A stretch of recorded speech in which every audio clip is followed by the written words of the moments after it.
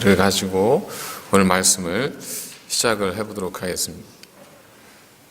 해가 울면 그걸 뭐라고 할까요? 해가 울면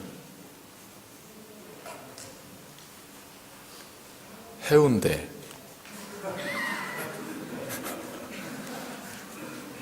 해가 울면 해운대. 김구씨가 여자를 치면 뭐라고 할까요?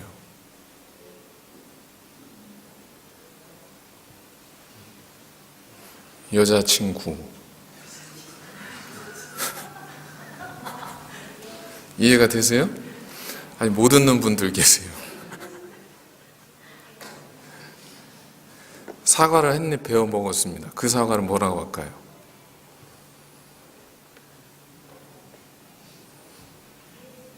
파인애플. 잘 모르시면서 억지로 웃는 분도 있으신 것 같아요. 3번째 정도 되니까 학습 효과로. 여러분들이 한 번쯤 들어보셨을 법한 허무 개그. 예전에 한창 개그맨들이 했던 허무 개그의 일종입니다. 허무는 말 그대로 빌허에 없을무. 그래서 아무것도 없는 게 허무죠.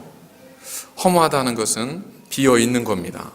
단지 비었기 때문에 허무한 것이 아니라 마땅히 무엇이 있을 것 같고 무엇이 있어야만 한다고 생각했는데 가서 확인해 보니까 아무것도 없을 때 우리는 그 상황을 허무하다라고 우리는 표현을 하게 됩니다. 오늘 본문도 보면 베드로가 그물이 찢어질 정도로 고기를 잡게 되었지만 그조차도 불과 조금 전까지만 해도 빈 그물, 아무것도 없는 빈 그물을 정리하고 있는 그러한 상태였었습니다. 베드로가 그때 느꼈을 감정이 허무겠죠. 그러나 그가 허무했던 이유는 그저 오늘 아무것도 없어서, 그물에 고기가 없어서 그것만이 아니라 4절에 기록된 것처럼 그가 밤새도록 가서 그물을 내리고 그물을 던졌지만 그러나 전혀 그는 바다에서 아무것도 건질 수 없었죠. 그래서 기대하고 그물을 던졌고 또 열심히 노력하며 그물을 던졌지만 그러나 전혀 아무것도 거둘 수 없었던 이 베드로가 느꼈던 감정, 그게 허무일 수 있었다는 겁니다. 그렇기 때문에 허무하다는 것은 일하지 않고 수고하지 않고 뿌리지 않고 그냥 얻기를 바라는 모렴치한 마음, 그런 마음을 가진 사람에게서는 이 허무를 느낄 수가 없습니다. 농부가 봄, 여름에 밭에 씨앗도 뿌리지 않고 아무런 일도 하지 않고 가을, 들녘을 바라보면서 왜 내 밭에는 아무것도 없지? 허무하다. 이렇게 말한다는 건 이건 정말 모렴치한 거죠. 그런데 어떤 농부가 열심히 씨앗도 뿌리고 수고하고 가꾸었습니다. 그런데 어느 날 갑자기 폭풍이 와서 모든 농작물이 쓰러져 버렸습니다. 거두려고 보니까 자루에 담긴 것이 별로 없는 거죠. 그때 농부는 허무함을 느끼게 되죠. 그래서 허무함의 감정은 열심히 살지 않은 사람은 느낄 수 없는 감정입니다. 최선을 다하지 않은 사람은 느끼기 힘든 감정이 허무의 감정입니다. 열심히 일하지 않고 느끼는 감정이 있다면 그냥 안타까움이죠. 불만이죠. 그리고 어떤 괴로움, 그것 이상은 될 수가 없습니다. 시몬이 주님께 대답합니다.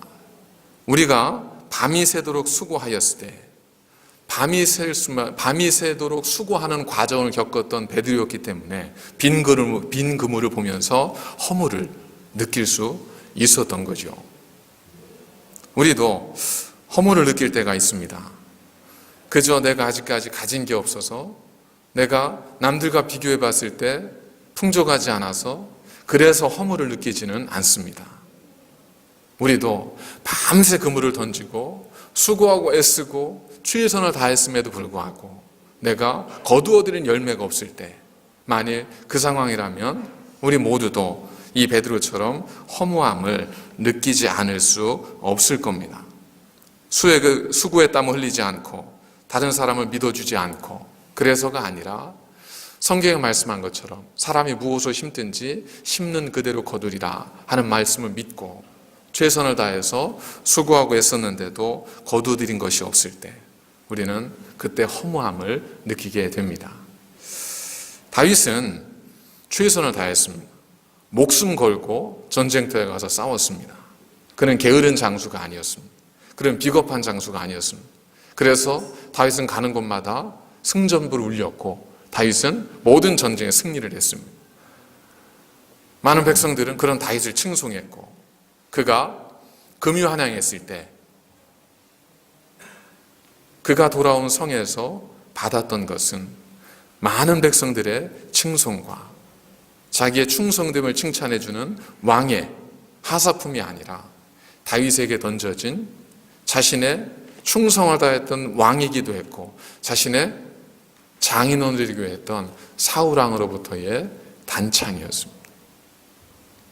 그가 열심히 충성을 다하고 왕을 위해서 나라를 위해서 목숨을 바치면 바칠수록 오히려 다윗에게 돌아오는 것은 자기의 장인으로부터의 왕으로부터의 죽음의 위협과 공포였었습니다.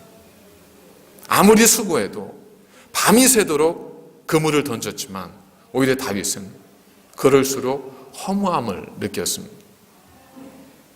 아브라함은 100세에 어렵게 아들을 얻었습니다. 그래서 최선을 다해서 키웠습니다. 그리고 이 아브라함은 그 아들이 하나님의 은혜라는 것을 한순간도 잊지 않았을 겁니다. 아브라함은 그 아들을 얻기 위해서 25년을 기다렸습니다. 그리고 주신 그 아들을 하나님 앞에 온전한 아들을 키우기 위해서 최선을 다했습니다. 그러던 어느 날 그가 한 10대 중반쯤 되었을 때 하나님은 아브라함에게 내 아들 이삭을 내게 바치라 라고 말씀하죠. 하나님, 제가 지금 당신께 내 아들 이삭을 바치면 하나님 말씀을 믿고 기다렸던 25년의 시간 그리고 주신 은혜에 감사하면서 지금까지 키워왔던 10주년의 시간들은 도대체 무슨 의미입니까? 그게 어떤 의미가 있습니까? 허무합니다. 그렇습니다. 아브라함이 그때도 아마 허무함을 느꼈을 수 있습니다. 창세기 40장에 보면 요셉 이야기를 기록하면서 창세기 40장 마지막 절 23절에 이렇게 기록하고 있습니다. 술 맡은 관원장이 요셉을 기억하지 못하고 그를 잊었더라. 술 맡은 관원장이 요셉을 기억하지 못하고 그를 잊어버렸습니다. 이 사건의 전 문맥은 이미 다 아실 줄로 그렇게 믿습니다. 요셉은 억울한 옥살이로 굉장히 오랜 시간 고통 속에 지내왔습니다. 그러다가 술 맡은 관원장과 떡 맡은 관원장이 함께 옥중 생활을 하면서 그들이 꾼 꿈을 이 요셉이 하나님의 지혜로 해몽을 해줬죠. 그 두 사람은 요셉을 은인으로 생각을 했습니다. 그리고 그들이 감옥을 나가면서 내가 너를 잊지 않겠다. 내가 너를 기억하여 왕에게 너의 억울한 사연을 내가 호소해 주마 라고 약속을 하고 그렇게 헤어졌습니다. 그런데 안타깝게도 그 일이 있고 난 후 요셉은 모든 소식을 기다렸지만 그러나 안타깝게도 이 술 맡은 관원장은 요셉을 잊어버립니다. 그는 잊혀진 존재가 되어버렸습니다. 우리가 사람에게 누군가에게 잊혀져 간다는 것, 잊혀진 존재가 된다는 것이 얼마나 우리를 낙심하게 하고 우리를 상심케 하는 일입니까? 가족으로부터 내가 잊혀짐을 받고 교우로부터 잊혀짐을 받고 친구들로부터 잊혀짐을 받을 때 아마 그때 우리가 느끼는 감정은 참 허무한 것이지 않겠습니까? 이 요셉도 그 허무함을 그 감옥에서 느꼈습니다. 그냥 잠깐 느낀 것이 아니라 41장, 이어지는 41장에 가면 41장 1절은 만 2년 후에라는 말로 시작을 하죠. 그러니까 이 요셉은 술 맡은 관원장과 헤어진 이후에 그 이후에도 그 전에 보디발의 집에 있을 때, 그 전에 감옥에 있었을 때 이건 말고 그 이후에도 술 맡은 관원장과 헤어진 이후 만 2년 동안 잊혀진 자로 살아왔었다는 겁니다. 그러니 이 요셉은 얼마나 허무함을 느꼈겠습니까? 전도서 기자는 우리에게 삶의 지혜를 이야기하면서 그 첫 문장을 이렇게 시작을 합니다. 헛되고 헛되며 헛되고 헛되니 모든 것이 헛되도다. 이 헛됨을 통해서 우리에게 지혜를 주고자 했던 전도자는 마지막 12장에 가서 8절에 또 이 얘기를 합니다. 전도자가 이르되 헛되고 헛되도다. 모든 것이 헛되도다. 물론 전도자가 하고자 했던 말은 이것이 아니죠. 인생의 무상함, 허무가 아니라 그러기 때문에 우리가 여호와를 경외하라 라는 말씀은 이제 마지막으로 이어지고 있습니다. 그럼에도 불구하고 헛될 수밖에 없는 저희들의 삶, 누구나 느낄 수밖에 없는 이 허무함의 감정은 우리 모두에게는 지나쳐야 될 삶의 여정일 수밖에 없다는 겁니다. 그런 의미에서 본다면 오늘 베드로가 자신에게 허무함을 안겨주었던 그 그물을 부여잡고 그 허무함의 그물을 어떻게 기쁨과 풍요와 감사와 은혜와 충만함의 그물로 바꾸었는지 하는 부분을 저희들이 기억하는 것은 굉장히 의미가 있는 일입니다. 여러분들이 유심히 오늘 본문과 그리고 나중에 이어지는 7절 이하의 말씀을 잘 살펴보시면 이제 바뀌어지는 부분이 있습니다. 1절에서 6절까지는 베드로를 향해서 뭐라고 부르냐 하면 성경이 시몬이라고 부릅니다. 그러다가 6절이 지나면서 성경은 베드로를, 이 시몬을 시몬 베드로라 이렇게 부르기 시작합니다. 그러면 시몬은 그 뜻이 사막, 황야 이런 뜻입니다. 반면 베드로는 예수님께 주신 이름이었죠. 반석 이런 뜻입니다. 그러니까 허무로 채워졌던 시몬이 어느 순간 그의 삶이 반석과도 같은 베드로로 변화되어지게 됩니다. 그의 인생의 터닝 포인트가 무엇이었는가?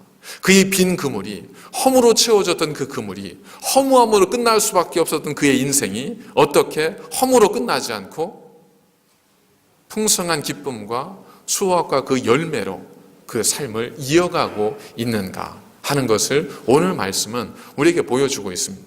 그렇기 때문에 오늘 말씀은 그냥 단순한 하나의 기적, 그것에 대한 이야기를 전해주는 것이 아니라 어떻게 허무할 수밖에 없는, 허무로 끝날 수밖에 없는 우리들의 인생이 그렇게 끝나지 않고 기쁨과 감사와 그리고 충만한 은혜로 우리의 삶이 연결될 수 있을까? 어떻게 시몬과 같은 우리의 삶이 게바와 같은, 베드로와 같은 반석 위에 선 삶으로 변화되어질 수 있을까 하는 것을 우리에게 보여주고 있다는 겁니다. 그리고 그 터닝 포인트는 베드로가 주의 말씀을 듣고 그 말씀을 받아들임으로부터 시작이 됩니다. 여러분, 우리는 조금의 중요성을 간과할 때가 있습니다. 조금, 말 그대로 정말 조금이죠. 조금이에요. 조금은 누구에게도 귀하게 여겨지지 않습니다. 근데 한번 보면 호주는 산이 없어서 뭐 이렇게 등산할 일이 별로 없지만 한국에서 등산을 하다 보면 올라가는 입장에서는 얼마나 힘들고 지칩니까? 그리고 궁금하잖아요. 도대체 얼마나 남았을까? 그래서 내려오는 사람에게, 이미 정상을 찍고 내려오는 사람에게 묻습니다. 정상까지 얼마나 남았어요? 물으면 열의 8, 9은 뭐라고 얘기해 주냐면 조금만 가시면 돼요 그래요. 근데 그 중에 너 고생 좀 해봐라 하는 마음을 가진 분은 40분은 더 가야 될 것 같은데요, 이렇게 이야기를 하는 거죠. 그래서 대부분의 경우는 올라가면서 얼마 남았어요? 조금 남았습니다. 힘내세요. 그런데 평균적으로 보면 그 조금 남았다는 얘기를 10번 이상 듣습니다. 그리고 나서야 정상에 올라가는 거예요. 그러니까 정상에 올라간 사람 누구죠? 조금을 받아들인 사람입니다. 조금을 포기하지 않고 그 조금을 내 삶 속에 받아들인 거예요. 알고도 혹은 모르고도 그 조금이라고 하는 것의 의미를 기꺼이 받아들인 사람들입니다. 정상에 누가 올라가죠? 능력 있는 사람이 올라가는 것이 아니라 마지막까지 포기하지 않은 사람이 올라갑니다. 마지막까지 조금 남았다는 그 얘기를 듣고 힘을 얻은 사람이 올라갑니다. 예수님께서 그물을 깁고 있던 베드로에게 뭐라고 하시냐면 조금만 나갈래? 그럽니다. 그러자 베드로가 어떻게 하죠? 기꺼이 주의 말씀을 받아들이고 배를 조금만 띄워요. 만약에 주님께서 베드로에게 나랑 같이 깊은 데로 갈래 그러면 아마 베드로는 고민이 많았을 겁니다. 근데 주님 어떻게 말씀하시냐면 조금만 배를 띄워줄 수 있겠느냐 그럽니다. 베드로가 주의 그 말씀 조금을 받아들이죠. 여러분, 조금을 귀하게 여기십시오. 조금만 더 기도하세요. 조금만 더 부르짖으세요. 조금만 더 하나님께 가까이 가세요. 조금만 더 열심히, 조금만 더 하나님께 찾으세요. 이 이야기를 여러분 너무 소홀하게 여기지 마십시오. 베드로는 이 조금을 받아들였기 때문에 그 비어있던 그 그물, 허무의 그물이 나중에 풍성한 그물로 바뀌는 아름다운 은혜를 경험할 수 있었습니다.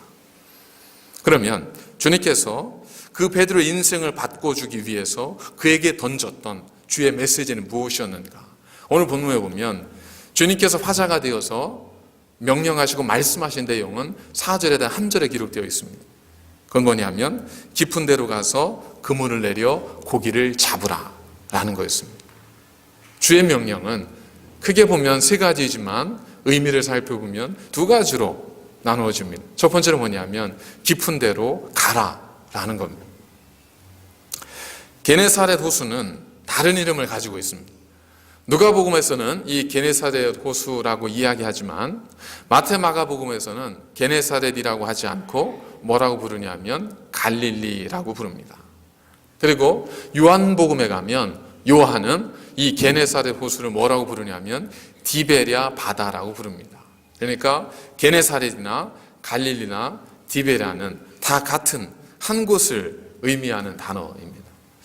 아시는 것처럼 이 베드로는 갈릴리 바닷가에서 잔뼈가 굵은 사람입니다. 그런데 그를 향해 주님께서 깊은 데로 가라 그럽니다. 여러분 보면 호수가 굉장히 크거든요. 바다라고 할 정도로 큽니다. 그러면 그 엄청나게 큰 호수에서 가장 깊은 곳은 어디일까요? 주로 어디 계세요? 그렇죠? 가장 깊은 곳이 해안 근처일까요? 아니잖아요. 그죠? 아마도 그 큰 호수에서 깊은 곳을 생각한다면 누구라도 한 가운데를 생각할 거 아니에요. 그러니까 베드로에게 있어 주님께서 말씀하신 깊은 데로 가라 그 이야기는 베드로가 지금 짐 싸고 있었지 않습니까? 아무것도 밤새 던졌지만 아무것도 건져 올리지 못한 그 빈 그물을 베드로가 지금 정리하고 있었습니다. 그런데 그런 베드로를 향해서 깊은 데로 가라는 말은 이 엄청나게 넓은 호수의 한가운데로 가자는 얘기거든요. 거기로 가라는 얘기예요. 그러니 베드로의 입장에서는 이게 결코 쉬운 말씀은 아니죠. 만일 주님께서 베드로의 빈 그물에 엄청난 고기를 채워주신 것이 오직 주님의 능력만이라면 한번 생각해 보십시오. 왜 굳이 그 먼 곳에, 그 깊은 곳에 가야 했겠습니까? 주님이라면 어디에서든 그 능력을 행하실 수 있잖아요. 바로 지금 말씀을 전하시던 그 자리에서 당장 그물을 던져라. 그랬을 때 그물이 찢어지도록 걷어 올렸다고 해서 그것을 주님의 능력이 아니라고 부인할 사람이 누가 있겠습니까? 그런데도 불구하고 주님은 베드로에게 말씀하십니다. 깊은 데로 가라. 깊은 데로 가라. 그렇기 때문에 깊은 데는 단순히 그 갈릴리의 호수에서 물리적으로 가장 수심이 깊은 곳만을 의미하는 것은 아니라는 겁니다. 자, 깊은 곳은 어디이겠습니까? 깊은 곳은 지금 베드로가 돌아온 곳입니다. 그리고 깊은 곳은 베드로가 밤새 그물을 던져서 고기를 잡고자 했던 곳이었습니다. 그러나 안타깝게도 밤새 그물을 던졌지만 하나도 건주지 못했던 그곳이 깊은 곳이었습니다. 만일 베드로가 고기를 잡기 위해서 출항을 준비하고 있을 때 주님께서 이 말씀을 하셨다면 아마 베드로는 처음에야 그 말에 귀를 기울이지 않았다 할지라도 빈 그물을 계속 걷어올리면서 주의 말씀을 생각하고 전 양반이 이 얘기를 했었는데 한번 그래도 미치는 척 한번 해보자 라고 던질 수 있었을 겁니다. 그런데 지금은 타이밍이 출항을 준비하는 시기가 아니라 빈 그물을 가지고 와서 지치고 피곤한 상태에서 그물을 정리하고 있었던 때였었습니다. 조금은 나갈 수 있겠지만 깊은 데로 간다는 것은 곧 내가 절망을 느꼈던 곳, 내가 실패를 느꼈던 곳, 나에게 상처를 주었던 곳, 나를 넘어뜨렸던 곳, 내가 절망을 느꼈던 그곳으로 다시금 내가 가는 겁니다. 그건 우리가 생각하는 것만큼 쉬운 일은 아닐 수 있습니다. 주님의 명령은 그럼에도 불구하고 깊은 데로 가라는 것이었습니다. 던지기 전에 너는 먼저 깊은 데로 가라라는 겁니다. 영국의 수상이었던 그 처칠, 윈스턴 처칠이 2차 대전 중에 옥스퍼드 대학의 졸업식에 초청을 받습니다. 그래서 거기서 연설을 하게 됩니다. 처칠이 했던 연설, 전쟁에 이제 영국 국민들을 참전시키면서 희망을 줬던 연설이 너무나 잘 알려져 있지만 그것과 함께 잘 알려져 있는 그 처칠의 명연설 가운데 하나가 바로 옥스퍼드 대학에서 행해졌습니다. 2차 대전 중에 수많은 사람들이 이 처칠로부터 어떤 지혜의 말을 듣기 위해서 그의 입술에 주목을 합니다. 그러자 단상에 오른 이 처칠은, 수상은 모인 모든 사람들 향해서 이야기를 시작합니다. 포기하지 마십시오. Don't give up. 당연히 사람들은 그 다음의 말을 기다렸습니다. 그러자 사람들의 눈빛을 눈치챈 이 처칠은 다시 이야기합니다. 절대로 포기하지 마십시오. Never give up. 사람들은 우리가 왜 포기하지 말아야 하는가 이유를 설명해 줄 줄 알고 또 눈을 뜨고 쳐다봅니다. 그러자 윈스턴 처칠이 절대로 포기하지 마십시오. Never ever give up. 그리고 단상을 내려갑니다.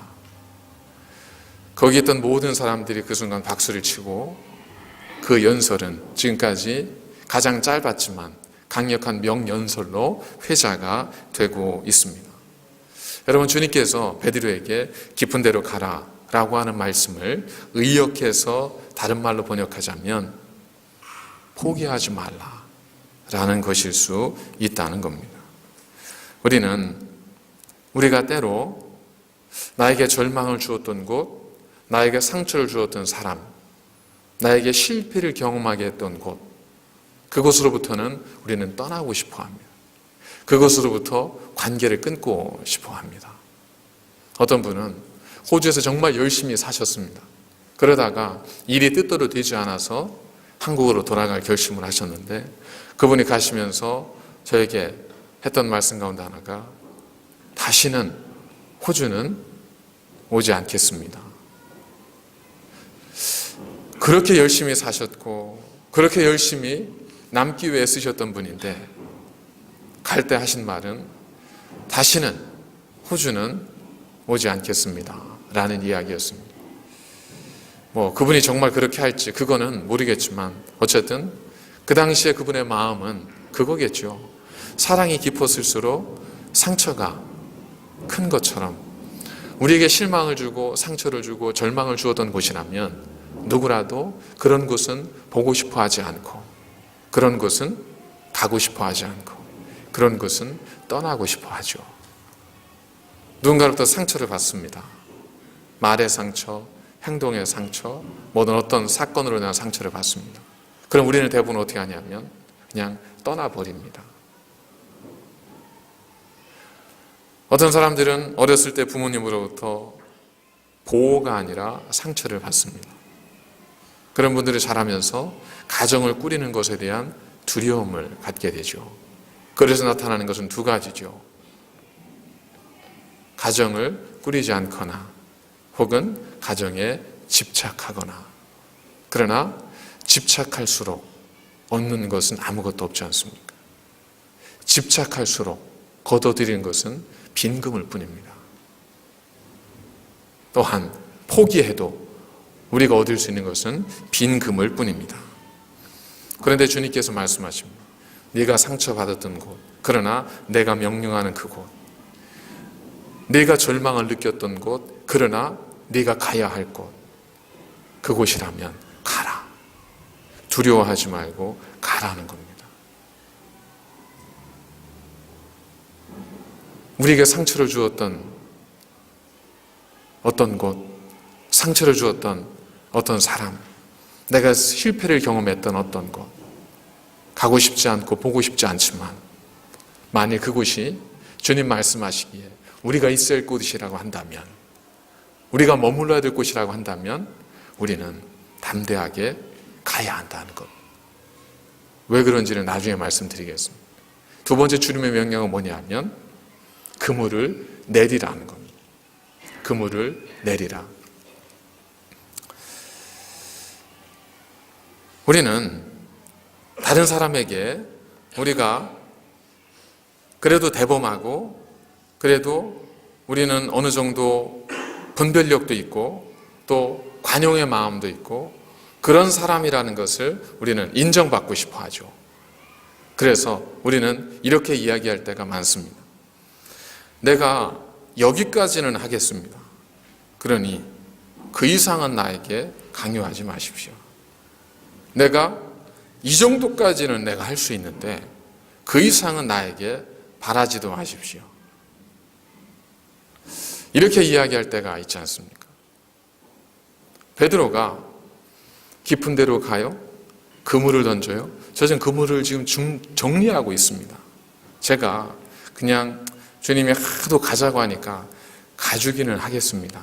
그러나 그물을 던지라고는 말씀하지 마십시오. 빈 그물인데 내가 밤새도록 던져서 아무것도 건져 올리지 못했는데 또 던지라고요? 그러고 나서 또 실패하면 또 빈 그물 정리하면서 또 가슴 아파하라고요? 그러고 싶지 않습니다. 저에게 그렇게만은 하라고 하지 마십시오. 우리는 그렇게 이야기할 때가 있지 않습니까? 하도 졸라서 내가 교회는 나가지만 그 이상은 나한테 아무것도 바라지 마. 그럼 나 당장 안 나가. 어쩔 수 없어 내가 예배는 드리지만 나한테 찬송 부르라고 하지 마. 두 손 들고 찬양하라고 하지 마. 그럼 나 그 다음 주는 안 가. 하나님, 주님께서 우리에게 용서하고 사랑하라고 하셨기 때문에 용서하려고 애는 쓰겠습니다.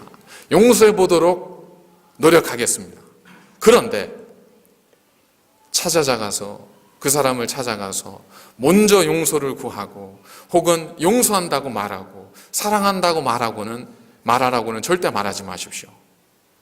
저도 자존심이 있는 사람이지 않습니까? 그렇게는 하지 마십시오. 그러면 모든 건 다 하지 않겠습니다. 우리는 그럴 때가 있지 않습니까? 베드로에게 주님께서 말씀하십니다. 깊은 데로 가라. 그리고 그물을 내리라. 여러분, 우리가 생각하는 것처럼 깊은 데 가서 그물을 내리는 것이 쉬운 일이 아닙니다. 모든 걸 정리하고 밤새 아무것도 얻지 못했던 사람이, 그것도 날이 다 새서 고기가 나올 때도 아닌데 그때 그물을 던진다는 건 또다시 실패를 느끼고 또다시 상처를 경험하는 거거든요. 이민사회에서 우리가 제일 안 되는 게 뭘까요? 우리 마음, 속 깊은 마음을 나누는 게 제일 어렵지 않습니까? 그러고 싶지 않아서가 아니라 그런 관계로 인한 상처들이 너무 많기 때문에 제가 목장에 대해서도 이야기를 하면서 우리 교우들과 말씀을 나누다 보면 그런 말씀들을 종종 하세요. 목사님, 목장 안에서 깊은 얘기 나누는 거 저도 해봤습니다. 그런데 그렇게는 말씀하지 마세요. 그 얘기가 나중에 돌아와서 나에게 들려올 때는 절대 내가 했던 대로 돌아오지 않고 엉뚱한 말로 돌아와서 더 상처만 됩니다. 그래서 가만히 있는 게 서로 간의 관계를 지키는 지혜로운 길입니다. 우리는 그렇게 생각하고 많이들 그렇게 행동하고 있지 않습니까? 근데 주님께서 우리에게 뭐라 말씀하시냐면 네가 상처받았던 그 깊은 데 가서 다시 그물을 던져라. 우리는 뭐라고 하죠? 저 해봤거든요. 그래서 제가 빈 그물 가지고 거기 바닷가에서 노래 부르면서 제가 그 김을 깁고 있지 않았습니까? 또 그런 상처를 받으라고요? 또 그런 절망에 빠지라고요? 나는 못합니다. 베드로가 가서 그물을 던졌던 것은 결코 쉬운 일이 아니었습니다. 그렇지만 베드로는 그물을 던집니다. 그가 한마디를 남기고 그물을 던지죠. 주여, 밤이 맞도록 우리들이 그물을 던졌어도 아무것도 얻지 못하였으나 주의 말씀에 의지하여 그물을 내리겠습니다. 그렇습니다. 가는 것 우리의 관용과 우리의 너그러움으로 해줄 수 있어요. 그러나 그물을 내리는 것은 오직 그 말씀을 의지하지 않고는, 그 말씀을 신뢰하지 않고는 불가능한 겁니다. 어떤 권사님이 계셨습니다. 신앙이 좋은, 존경받는 권사님이셨는데 매번 이제 예배 앞자리에 앉으셨습니다. 근데 이분이 연세가 드시면서 점점 예배 시간에 졸기 시작하시는 거예요. 그래서 맨 앞자리에서 조시니까 많은 교우들이 보기도 하고 목사님이 설교하는 데 보이니까 이게 덕이 안 되는 거예요. 그래서 어떻게 할까 하다가 자기 이제 아들을 불렀습니다. 목사님 아들을 불러서 아들을 예배 때 권사님 옆자리에 앉혔습니다. 그리고 얘야, 너 권사님이 주무시려고 하면 툭 쳐서 깨워라. 그러면 예배 끝나고 10,000원 주마. 그랬습니다. 이 초등학생이 10,000원 받는다니까 얼마나 좋아가지고 예배 시간에 권사님만 쳐다보는 거예요. 얘가 졸음이 오겠어요? 권사님만 쳐다보면서 졸려고 하면 툭 치고 졸려고 하면 툭 치니까 권사님 옆에서 귀찮기도 하고 민망하기도 하고 짜증도 나고 이러면서 그냥 어쨌든 예배 1시간이 지나갔습니다. 그러니까 안 주무셨죠. 다음 주가 됐습니다. 또 이 아이가 옆에 앉아서 졸려고 하면 치고 졸려고 하면 치고 하니까 잘 수가 있어야죠. 그래가지고 또 그 주도 못 주무시고 그렇게 예배를 잘 드렸습니다. 그렇게 3주가 됐더니 이 권사님이 이제 제법 잘 버티시는 것 같아요. 4주째가 됐습니다. 그런데 웬일인지 권사님은 계속 졸고 계신데 이 아들이 옆에서 깨우질 않는 거예요. 그래서 아들에게 계속 눈치를 줍니다. 야, 주무시잖아. 깨워 하는데 얘가 안 깨워요. 그러니까 예배 끝나고 물어봤습니다. 야, 너 왜 권사님 주무시는데 안 깨웠어? 그랬더니 얘가 하는 얘기가, 아빠, 권사님이 그냥 내버려두면 30,000원 준대. 그래서 안 깨우는 거예요. 여러분, 누구라도 주의 말씀을 듣는 것에 있어서는 당연한 마음을 갖잖아요. 그러나 그 당연함 속에서도 그 졸음을 참아내는 것 때문에 30,000원으로 그 아이의 마음을 사버릴 수 있는 것이 우리예요. 그만큼 우리가 주의 말씀에 의지하여 그물을 던진다는 것은 쉽지 않을 수 있다는 겁니다. 사실 베드로가 던진 것은 그물이 아니라 그가 생각했던, 그가 믿어왔던, 그 가지고 있었던 모든 그 자신의 노하우와 그의 경험과 그의 생각과 그 모든 자신의 전 존재를 오직 주의 말씀에 의지하여 오른편에 집어 던진 것이지 않겠습니까? 그래서 오늘 말씀을 계속 읽어가다 보면 마지막 11절에 어떻게 그들의 예수님을 따름을 설명하고 있냐면 그들이 배들을 육지에 대고 모든 것을 버려두고 그를 따르니라 이렇게 되어 있습니다. 결국 베드로가 던진 것은 그물이 아니라 모든 것이었다는 겁니다.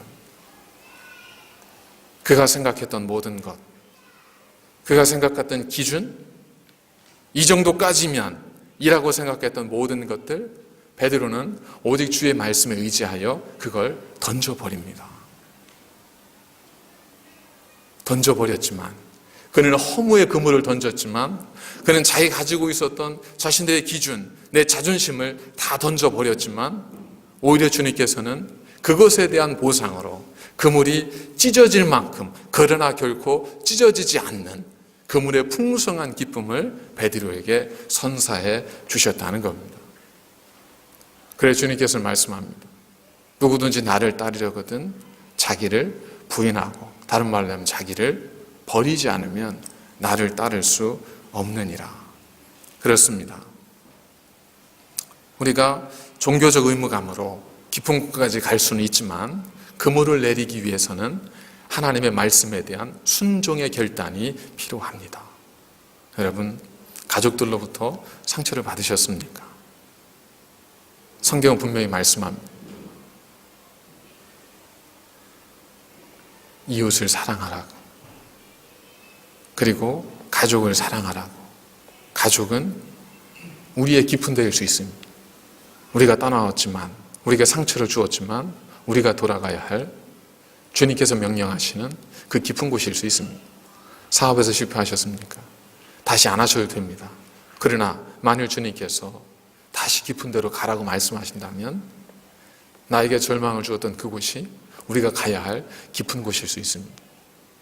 내가 어떤 봉사하다가 내가 어떤 일을 하다가, 내가 어떤 대화를 나누다가, 내가 어떤 일을 행하는 중에 어떤 아픔을 겪고 실패와 좌절과 허무함을 느끼셨습니까? 그런데 주님께서 말씀하시기를 그럼에도 불구하고 깊은 데로 가라 라고 말씀하셨다면 우리가 가야 할 곳은 그곳입니다. 여러분, 오늘 예수님께서 하신 말씀, 깊은 데로 가서 그물을 내려 고기를 잡으라, 이 문장에서 본동사는 뭐죠? 본동사는 뭐예요? 주어 동사가 있잖아요. 본동사는 뭐죠? 가는 거예요? 내리는 거예요? 아닙니다. 잡는 거예요. 주의 목적은 뭐예요? 우리로 하여금 잡게 하는 겁니다. 주님은 우리가 내리는 거, 우리가 가는 거, 이건 뭘 위한 거예요? 다 잡기 위한 거예요. 잡기 위해서는 가야 한다는 겁니다. 좋은 음식, 맛있는 음식을 먹기 위해서는 뭘 해야 되죠? 장을 봐야 하고 요리를 해야 되는 거예요. 근데 요리는 하지 않고 장을 보지 않고 좋은 음식 먹겠다고 하는 건 이건 모렴치한 생각이죠. 주님께서 우리에게 가라, 그 이야기는 뭐예요? 내가 너로 고기를 잡게 해주겠다는 겁니다. 그물을 내리라, 그 얘기는 뭐냐면 내가 너로 고기를 잡게 해주겠다는 겁니다. 너를 향한 나의 생각은 안 하니 재앙이 아니다. 우리가 생각하는 것처럼 힘들고 어려운 일을 시키는 것이 아니라 재앙이 아니라 평안을 주는 것이요, 너희 미래에, 장래에 소망을 주려 하는 것이라. 이것이 우리를 향한 하나님의 마음이라고 예레미야서를 통해 우리에게 말씀해 주고 있지 않습니까? 그렇습니다. 하나님께서 우리를 예비하신 것은 다른 것이 아닙니다. 주님은 안 가게 해도 얼마든 낫게 할 수 있습니다. 주님은 깊은 데를 안 가도 걷어 올리게 할 수 있습니다. 그러나 그것이 하나님의 선물이고 믿음의 결실임을 우리가 깨달을 때 그 이후에라도 우리는 그 믿음대로 살아갈 수 있지 않겠습니까? 그래서 주님은 우리에게 명령하십니다. 깊은 데로 가십시오. 그리고 그물을 내리십시오. 그리고 예비되어진 풍성한 고기를 건지십시오. 사랑하는 여러분, 주님은 저 여러분을 위해서 가장 아름다운 것을 예비해 두고 계셨습니다. 사람들은 요셉을 잊었지만, 그러나 1200년이 지난 후에 하나님은 꿈을 통해서 사람들이 요셉을 기억하게 만드셨고, 기억할 뿐만 아니라 그 꿈 하나로 인해서 하나님의 계획하심을 통해서 요셉은 감옥에 갇혀있는 노예에서 애굽을 다스리는 총리의 자리에 오르게 되었습니다.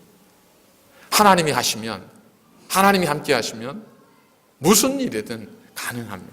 하나님의 계획 속에 있는 것은 무엇이든 이루어질 수 있습니다. 주의 말씀이라면 힘들어도 따르십시오.